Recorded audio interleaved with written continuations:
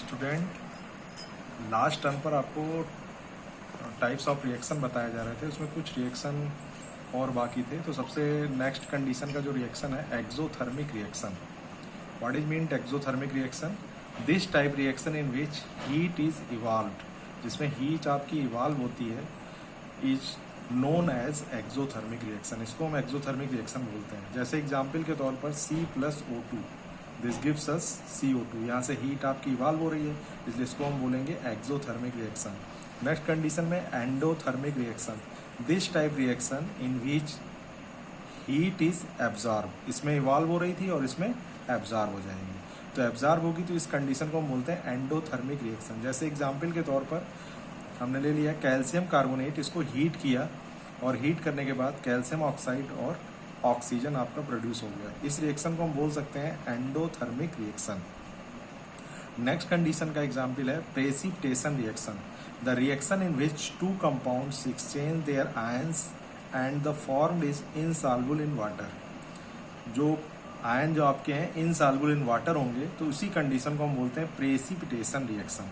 जैसे एग्जाम्पल के तौर पर हम देख सकते हैं AgNO3 plus KI silver nitrate plus potassium iodide, this gives us silver iodide and potassium nitrate.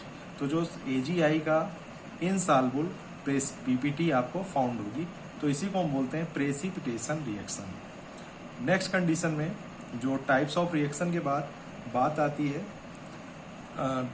Reactions की, जो नेक्स्ट कंडीशन आपकी आती है redox reaction.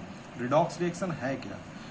This type reaction in which oxidation and reduction take place are called redox reaction. कहने का मतलब जिसमें ऐसी रिएक्शन जिसमें ऑक्सीडेशन भी हो रहा हो और रिडक्शन भी हो रहा हो, उसी को हम बोलते हैं रिडॉक्स रिएक्शन। इसका एग्जाम्पल हम देख सकते हैं Mg+O2, this gives us MgO। तो मैग्नीशियम ऑक्सीजन को हमने रिएक्ट कराया तो मैग्नीशियम ऑक्साइड आपका प्रिपेयर हो गया। अब इसमें जो ऑक्सीडेशन है, ऑक्सीडेशन रिएक्शन के लिए the reaction in which oxygen is added, oxygen add होगी या हाइड्रोजन आपकी रिमूव करेगी या लॉस ऑफ इलेक्ट्रॉन होगा, ऐसी कंडीशन को हम बोलते हैं ऑक्सीडेशन रिएक्शन। जैसे एग्जाम्पल हम देख सकते हैं Cu+O2, this gives us CuO।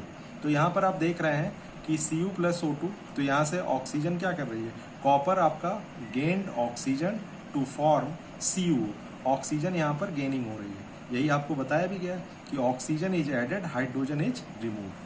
तो ऐसी कंडीशन में जो कंडीशन आपकी बनती है, इसको हम बोलते हैं ऑक्सीडेशन रिएक्शन।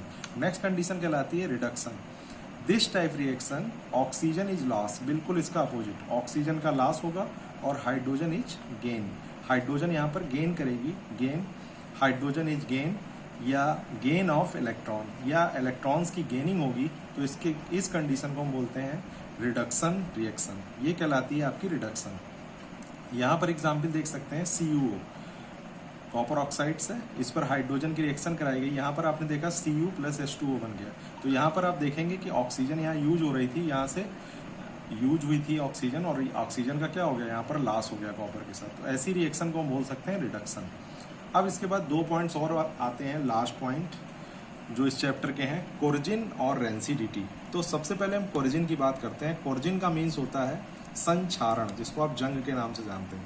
इसका मीन्स क्या है, slow conversion of metal into their undesirable compounds. Undesirable compound जिनकी हमको आवश्यकता नहीं, जैसे सल्फाइड है, कार्बोनेट्स हैं, ऑक्साइड्स हैं, तो by interaction with atmospheric gas and moisture is known कोरिजिन।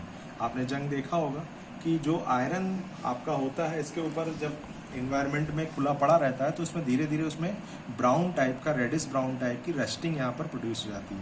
ये किसकी प्रेजेंट में होती है, ये मॉइस्चर एंड एटमॉस्फेरिक गैसेस, जो एटमॉस्फेरिक गैसेस आपकी प्रेजेंट होती हैं इन्वायरमेंट में, और उसी में मॉइस्चर भी आपका प्रेजेंट होता है, उसके कारण यहाँ पर रस्टिंग प्रोड्यूस होती है। जैसे एग्जाम्पल देख सकते हैं Fe+H2O और एंड ऑक्सीजन। तो आयरन के साथ ऑक्सीजन है और H2O है, ये मिलकर बना लेती है Fe2O3.XH2। तो ये हाइड्रेट फेरिक ऑक्साइड आपका प्रोड्यूस हो गया, इसलिए इसको हम बोलते हैं क्या, रस्टिंग, या इसी को हम बोलते हैं कोरिजिन। अब इसको रोकना भी है, प्रिवेंशन भी करना है। तो प्रिवेंशन के लिए कई प्रोसेस होती हैं, जैसे पेंटिंग है oiling the metal of surface है, गैल्वेनाइजेशन है, पाउडर कोटिंग, पेंटिंग करके जैसे पेंट कर देंगे तो जंग नहीं लगेगी। दूसरी कंडीशन, मेटल की सरफेस पर अगर हम ऑयलिंग कर दें, ग्रीस लगाते हैं, ऑयल करते हैं तो उससे भी नहीं लगेगी। गैल्वेनाइजेशन करा दें, जिंक की कोटिंग कर दें आयरन पर तो उससे भी आपकी क्या हो जाएगी, कोर्जिन कंट्रोल की जा सकती है। ये कहलाती है आपकी कोर्जिन। नेक्स्ट लास्ट टॉपिक आपका है, इसी से मिलता जुलता, ये भी ऑक्सीडेशन का एग्जाम्पल है, रेंसिडिटी। जो हम फूड मटेरियल आप देखते हैं डिब्बा बंद चीज़ें मार्केट में मिलती हैं, इसमें एक्सपायरी डेट भी आपकी पड़ी होती है और कुछ समय बाद ये क्या हो जाती हैं, खराब हो जाती हैं, तो इसमें ऑक्सीडेशन होने लगता है। The process in which taste and smell of food get spoiled is called rancidity. कहने का मतलब जो फूड में smell of food get spoiled is called rancidity, उसमें अनवांटेड स्मेल आने लगती है, कहने का मतलब फूड खराब हो जाता है, तो ये भी ऑक्सीडेशन के कारण होता है, उसमें स्मेल आने लगती है, अनडिजायरेबल स्मेल प्रोड्यूस हो जाती है, इस कारण से इसको हम बोलते हैं रेंसिडिटी। अब रेंसिडिटी को रोकने के भी कई उपाय हैं। एक तो आप जानते ही होंगे, प्रिवेंशन अगर हम इसको करें तो food should be kept in air tight container. अगर जो आपका फूड है इसको हम केप्ट कर सकते हैं एयर टाइट कंटेनर में, इन रेफ्रिजरेटर में अगर आप रख दें और एयर टाइट कर दें तो इसको हम रोक सकते हैं। दूसरी चीज यूज करते हैं एंटीऑक्सीडेंट्स, तो antioxidant added to fatty acid prevent oxidation.